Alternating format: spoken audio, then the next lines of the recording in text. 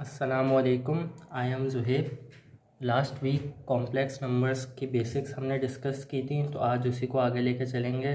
सबसे पहले complex numbers में आर्गुमेंट को डिस्कस कर लेते हैं कि आर्गुमेंट क्या होता है। तो ये लिखा हुआ है, argument is basically positive x axis से लेके इस पोजीशन वेक्टर तक का जो एंगल होता है वो आर्गुमेंट कहलाता है। इसको डिनोट करने का, जिस तरह हम ये रियल और इमेजिनरी नंबर्स को डिनोट करते हैं, इसी तरह आर्गुमेंट को भी सेम इसी तरह डिनोट करते हैं ए आर जी लिख के। A R G of this complex number is theta. अब दो किस्म के आर्गुमेंट यहाँ पे बेसिकली हमारे पास होते हैं, जनरल आर्गुमेंट और प्रिंसिपल आर्गुमेंट। तो इन जनरल आर्गुमेंट को पहले देख लेते हैं। अच्छा, आर्गुमेंट जो है, हम ये बात हमने बता दी कि आर्गुमेंट जो है पॉजिटिव एक्स एक्सिस से लेके पोजीशन वेक्टर तक का जो एंगल होता है, फिर इसी को हम पता है सर्किल के अगर उसमें 2 पाई ऐड करते जाएं तो वो सेम रेपिटेशन हमारे पास होती जाएगी। तो पहले यहाँ से यहाँ तक का हमने थीटा एंगल ले लिया। अगर हम पूरा एक जो है राउंड लेके वापस यहाँ पे आके मेजर करें तो वो हमारे पास थीटा प्लस 2 पाई हो जाएगा। इसी तरह एक और राउंड लेके करें तो वो थीटा प्लस 4 पाई हो जाएगा। तो उसको इसी तरह यहाँ पे मैंने डिनोट किया हुआ है जनरल आर्गूमेंट को, थीटा प्लस 0, पहले कुछ भी नहीं है। इसके बाद सेकंड के लिए थीटा प्लस 2 पाई हो जाएगा एक राउंड कंप्लीट करके, फिर सेकंड राउंड कंप्लीट करके थीटा प्लस 4 पाई, इसी तरह थर्ड राउंड करके थीटा प्लस 6 पाई। तो इसको जनरलाइज करके थीटा प्लस 2n पाई से डिनोट कर दिया है, जहाँ पे n जो है इंटीजर से हमारे पास 0 1 2 3। अच्छा, इसके बाद जो है प्रिंसिपल आर्गूमेंट बेसिकली क्या होता है कि principal argument shortest angle from, मतलब इसमें जो सबसे पहला हम फर्स्ट बिना किसी मतलब एक बार पूरी राउंड ट्रिप लिए बगैर जो सबसे शॉर्टेस्ट जो एंगल होगा वो प्रिंसिपल आर्गूमेंट कहलाता है। यानी यहाँ से यहाँ तक का जो ये एंगल होगा ये हमारे पास प्रिंसिपल आर्गूमेंट कहलाएगा। प्रिंसिपल आर्गूमेंट जो है, अब उसके लिए एक तो रेंज हमने यहाँ पे डिफाइन कर दिया कि प्रिंसिपल आर्गूमेंट जो है नेगेटिव पाई से लेकर पॉजिटिव पाई तक होता है, जिसमें नेगेटिव पाई शामिल नहीं है लेकिन पॉजिटिव पाई शामिल है। इसका क्या मतलब है, अगर फ़र्ज़ करें हमारे पास एक पॉइंट जो है वो नेगेटिव एक्स एक्सिस पे यहाँ पे लाई करता है, तो हम जो है इसका सबसे शॉर्टेस्ट एंगल जो है पॉजिटिव एक्स एक्सिस से हम यूँ ऊपर से एंटी क्लॉकवाइज डायरेक्शन में भी ले सकते हैं और इसी तरह नीचे से क्लॉकवाइज डायरेक्शन में भी ले सकते हैं। लेकिन हमने यहाँ पे रेंज स्पेसिफाई कर दी कि थीटा जो है नेगेटिव पाई से पॉजिटिव पाई तक होगा, लेकिन नेगेटिव पाई शामिल नहीं है, सिर्फ पॉजिटिव पाई शामिल है। यानी फिर हम जो है ऊपर से एंटी क्लॉकवाइज डायरेक्शन में लेंगे ये पाई एंगल, नीचे से नहीं लेंगे। बाकी आगे चलते हैं, तो आगे प्रिंसिपल आर्गूमेंट के कुछ जो है फॉर्मूला हैं वो डिस्कस कर लेते हैं कि अगर जो है हमारे पास ये कॉम्प्लेक्स नंबर है z equal to 1 plus iota, ये जो है फर्स्ट क्वाड्रेंट में लाई कर रहा है, तो इसका जो है हमारे पास आर्गूमेंट जो है पॉजिटिव एक्स एक्सिस से लेके इस पोजीशन वेक्टर तक जो है हमारे पास थीटा हो जाएगा। तो हमारे पास सिंपल जो है आर्गूमेंट मॉड ऑफ थीटा के बराबर हो जाएगा। मॉड में ये क्यों लिखा है, ये सिंपल पता है कि इसमें एंगल निकालते वक्त, आर्गूमेंट निकालते वक्त हम जो है जब टेन थीटा में वाई और एक्स की वैल्यू लेते हैं तो उनका सिर्फ मैग्नीट्यूड लेते हैं, क्योंकि हमारे को सिर्फ मैग्नीट्यूड की ज़रूरत होती है ताकि पॉजिटिव आंसर आए। बाकी फिर एंगल जो है पॉजिटिव है या नेगेटिव है वो हम क्लॉकवाइज या एंटी क्लॉकवाइज डायरेक्शन को देख के करते हैं। अब यहाँ पे एंटी क्लॉकवाइज डायरेक्शन है तो ये हमारे पास पॉजिटिव होगा, अगर हम क्लॉकवाइज डायरेक्शन में एंगल लेते हैं तो वो हमारे पास नेगेटिव आएगा। इसी तरह एक और देख लें, 1 माइनस आयोटा, इसमें जो है यहाँ पे हमारे पास फोर्थ क्वाड्रेंट में लाई कर रहा होगा। यहाँ पे मैं लिख देता हूँ, ये फर्स्ट क्वाड्रेंट में लाई कर रहा है, ये फोर्थ क्वाड्रेंट में लाई कर रहा होगा। अब फोर्थ क्वाड्रेंट का भी फर्स्ट क्वाड्रेंट की तरह बिल्कुल सेम ही है, बस उसमें क्या है हम क्लॉकवाइज डायरेक्शन ले रहे होते हैं। तो यहाँ पे मॉड ऑफ थीटा इसकी आर्गूमेंट होगी लेकिन नेगेटिव उसमें। अब इसी तरह एक और है, इसमें जो है यहाँ पे ये सेकंड क्वाड्रेंट में लाई कर रहा है -1 प्लस आयोटा। अब यहाँ पे जो है एंगल तो हमारे पास ये बन रहा है, लेकिन आर्गूमेंट क्या होता है, आर्गूमेंट होता है पॉजिटिव एक्स एक्सिस से लेके पोजीशन वेक्टर का एंगल। तो उसको हम कैलकुलेट करने के लिए क्या करेंगे, ये एक पूरा एक तरह से सेमी सर्कल है यानी पाई, तो अगर हम पाई में से ये एंगल माइनस कर दें तो हमारे पास जो है ये आर्गूमेंट आ जाएगी। तो इसका सिंपल यही फॉर्मूला बनेगा, pi minus mod of angle. बाकी ये एंगल निकालने का तरीका वही tan inverse y upon x क्या कहते हैं पाइथागोरस थ्योरम लगा के ये सॉल्व होता है। ये सेकंड क्वाड्रेंट के लिए हो गया। इसी तरह थर्ड क्वाड्रेंट के लिए ये देख लें। थर्ड क्वाड्रेंट में जो है सेकंड क्वाड्रेंट का ऑपोजिट काम हो रहा होता है। क्लॉक मतलब यहाँ पे एंटी क्लॉकवाइज डायरेक्शन में हो रहा था, यहाँ पे क्लॉकवाइज डायरेक्शन में होगा। वही ये थीटा है, लेकिन आर्गूमेंट जो है हमारे पास पॉजिटिव एक्स एक्सिस से लेके पोजीशन वेक्टर तक का एंगल होता है। तो उसको निकालने के लिए ये पूरा जो है सेमी सर्कल, इसका एंगल जो है पूरा पाई होता है। तो उस पाई में से हम ये थीटा माइनस कर देंगे तो हमारे पास एंगल आ जाएगा। तो ये हो जाएगा पाई माइनस थीटा। अब इसमें यह है कि ये क्लॉकवाइज डायरेक्शन में है, तो ये हमारे पास जो है पूरा एंगल जो है नेगेटिव हो जाएगा, जिसको फिर हम आगे सॉल्व करके इस तरह भी लिख सकते हैं। साइन जो है ये चेंज हो जाएंगे, थीटा माइनस पाई। तो ये 4 बेसिक फॉर्मूले हैं। ये एक याद रखने की चीज़ है। अगर फ़र्ज़ करें आगे ये हो जाता है कि पॉजिटिव एक्स एक्सिस पे यहाँ पे एंगल हमारा कॉम्प्लेक्स नंबर लाई कर रहा है, तो जाहिर से बात है यहाँ पे फिर उसका आर्गूमेंट जो है ज़ीरो हो जाएगा। इसी तरह अगर वाई एक्सिस पे पॉजिटिव या नेगेटिव जो है लाई कर रहा है, तो फिर वो पाई/2 पॉजिटिव में या नेगेटिव में हो जाएगा।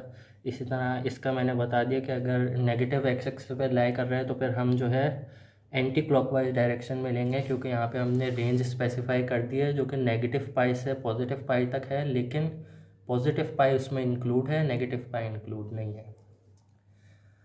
आगे कॉम्प्लेक्स नंबर की पोलर फॉर्म डिस्कस कर लेते हैं। कॉम्प्लेक्स नंबर का ये कार्टेशियन कोऑर्डिनेट, कार्टेशियन में तो हमारे को ग्राफ पे रिप्रेजेंट करना आसानी से पता है कि ग्राफ में जो भी एक्स का आ रहा होगा वो एक्स एक्सिस पे देख लेते हैं। इसी तरह वाई के जो भी कोऑर्डिनेट आ रहे होंगे वो इमेजिनरी एक्सिस पे, वाई एक्सिस पे हम देख के हिसाब से जो है पॉइंट ले लेते हैं।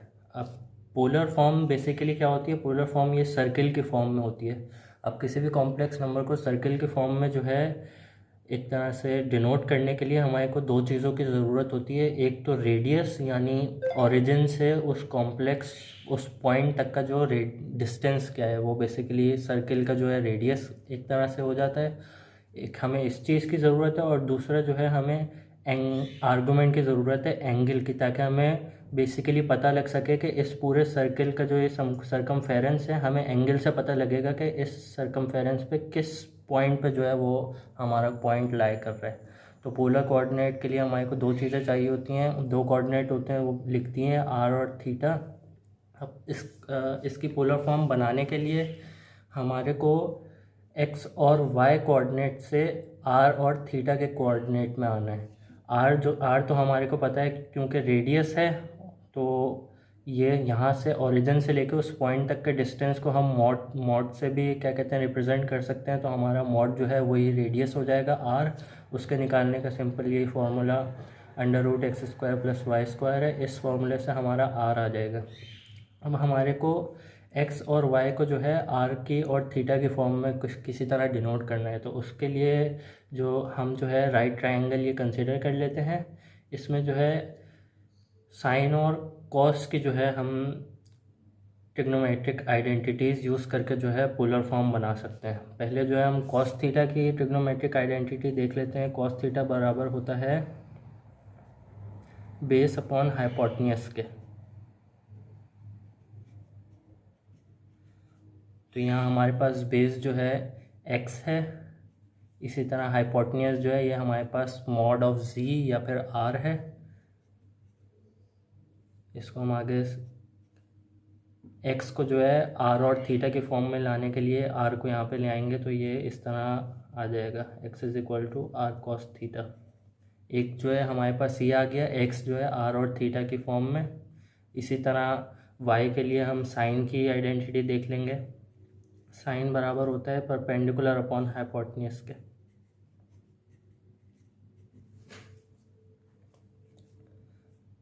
परपेंडिकुलर हमारे पास यहाँ पे y है, ये डिनोट किया हुआ। हाइपोटेन्यूज हमारे पास r ही है। तो इसी तरह हमारे पास जो है y भी जो है r और थीटा की फॉर्म में आ जाएगा। अब सिंपली हम ये दोनों इक्वेशन जो है इस पहले कार्टेशियन कोऑर्डिनेट की फॉर्म में जो है पुट कर देंगे, तो हमारे पास जो है पोलर फॉर्म आ जाएगी।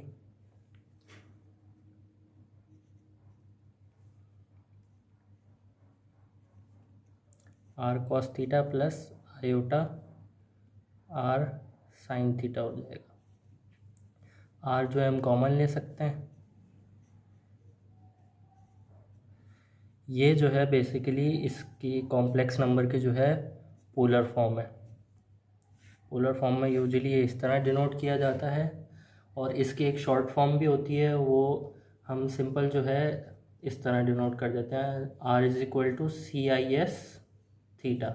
इसका मतलब सी का मतलब कॉस, आई का बीच में प्लस का साइन होता है, और I for iota, S for sine, बाकी थीटा ऐसी। तो ये एक इसकी शॉर्ट फॉर्म है। कुछ जगह इस तरह भी लिखा हुआ होता है पोलर फॉर्म में, और कुछ जगह जो है इस तरह भी लिखा होता है आर और एंगल थीटा। ये भी पोलर फॉर्म है, इसका मतलब भी जो है यही है, आर और ब्रैकेट में cos theta plus iota sine theta. अब इसमें एक और ये चीज़ हो सकती है कि एंगल जो है हम क्लॉकवाइज डायरेक्शन में भी ले सकते हैं और एंटी क्लॉकवाइज में भी ले सकते हैं, तो वो पॉजिटिव और नेगेटिव दोनों हो सकता है। तो नेगेटिव के लिए वो क्या होगा वो देख लेते हैं कि for theta is equal to negative theta. तो सिंपल थीटा की जगह अगर हम यहाँ पे नेगेटिव थीटा डाल दें तो हमारे पास इसके नेगेटिव की फॉर्म आ जाएगी।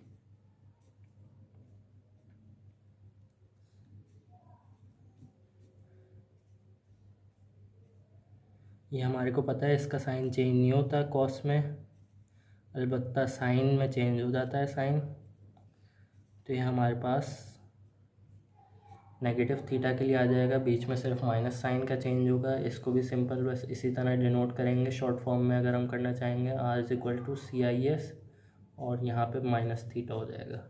और सेम इसी तरह अगर कहीं ऐसा लिखा हो r is equal to angle minus theta, तो वो भी यही चीज़ है। ये बेसिकली जो है पोलर फॉर्म होती है किसी भी कॉम्प्लेक्स नंबर की। इसकी एक एग्जांपल ऐसे देख लेते हैं हम। हमारे पास 1 प्लस आयोटा सिंपल जो है एक कॉम्प्लेक्स नंबर है, हम इसे पोलर फॉर्म में किस तरह कन्वर्ट करेंगे। पहले तो जो है पोलर फॉर्म में करने के लिए हमारे को आर चाहिए होता है और थीटा चाहिए होता है। आर जो है हमें पता है बेसिकली होता है मॉडुलस। तो modulus simple x square plus y square का फॉर्मूला होता है, तो यहाँ पे 1 प्लस 1 का स्क्वायर हो जाएगा। तो हमारे पास आर जो है यहाँ पे आ गया √2। थीटा जो है हमारे पास होता है tan inverse y upon x.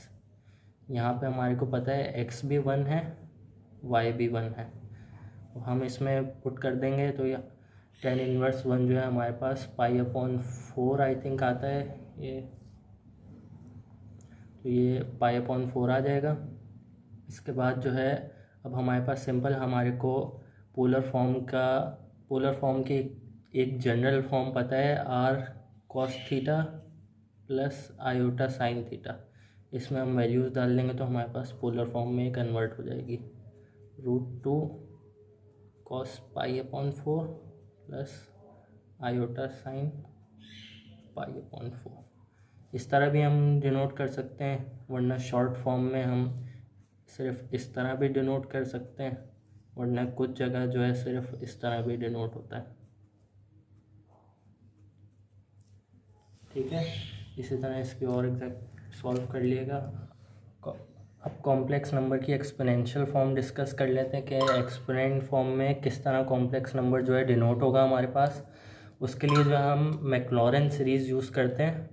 मैक्लॉरेन series basically मैंने यहाँ पे ये सामने लिखी हुई है, इसमें सिंपल एक बार पढ़ देता हूँ। f(x) कोई भी हम टर्म ले सकते हैं, उसकी जो है पहले 0 पे वैल्यू वो है, यहाँ पे फिर x f'(x) ये इंटीग्रल है। इस तरह फिर आगे जो है x² जो भी पावर है उसी का जो है डिवाइड में फैक्टोरियल होगा। इसी तरह आगे यहाँ पे 3 है तो उसका डिवाइड में जो है 3 फैक्टोरियल हो गया। यहाँ पे 4 है उसका डिवाइड में 4 फैक्टोरियल हो गया।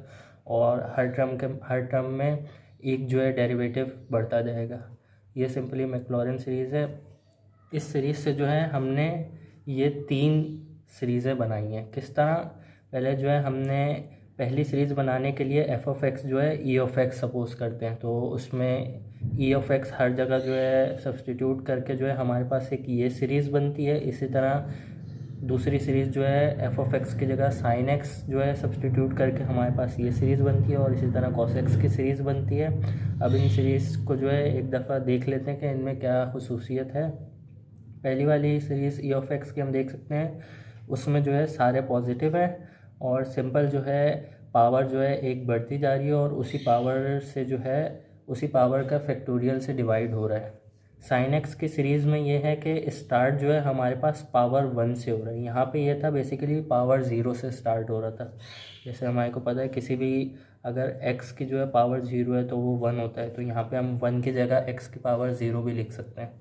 तो यहाँ पे जो है बेसिकली पावर 0 से स्टार्ट हो रहा है, 0 1 2 3 4 इस तरह ऐड ऑन हो रही है।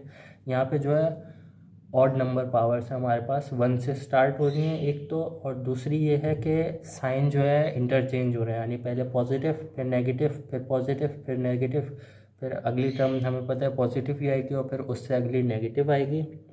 कॉस में भी बिल्कुल सेम चीज़ है जो साइन में है, बस यहाँ पे पावर जो है इवन में है और 0 से स्टार्ट हो रही है। बाकी साइन जो है वही बिल्कुल सेम है। तो अब हमें ये जो है सीरीज़ यूज़ करते हुए बेसिकली कॉम्प्लेक्स नंबर को जो है एक्सपोनेंशियल फॉर्म में डिनोट करें। बेसिकली हम जो है इस फर्स्ट सीरीज़ में x की जगह जो है आयोटा थीटा रिप्लेस कर देंगे।